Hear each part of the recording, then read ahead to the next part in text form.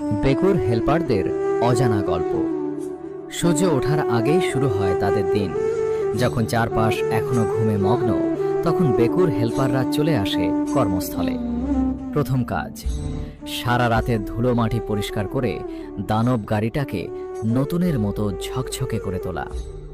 হাতে পানি, ব্রাশ আর কাপড় নিয়ে তারা ঘন্টার পর ঘন্টা গাড়ি ধোয়, গ্রেজ করে, নাট বল্টু চেক করে। কারণ তারা জানে এই বিশাল মেশিনটা শুধু একটা গাড়ি নয়, তাদের জীবিকার সাথী। রোদের তাপে শরীর ভিজে যায় ঘামে, কাদায় মাখামাখি হয় জামা কাপড়, নষ্ট হয় প্রতিদিন 150 থেকে 200 লিটার ডিজেল। টানতে হয়, কখনো গাছ টানতে হয়, কখনো কাদা মাটি পরিষ্কার করতে হয়। অপারেটর গাড়ি চালানোর আগে সবকিছু ঠিক আছে কিনা সেই দায়িত্বও থাকে হেল্পারদের কাঁধে। ঘন্টার পর ঘন্টা পরিশ্রমের পর যখন গাড়ির ইঞ্জিন গর্জন করে কাজ শুরু করে, তখন তাদের বুকেও এক ধরনের গর্ব কাজ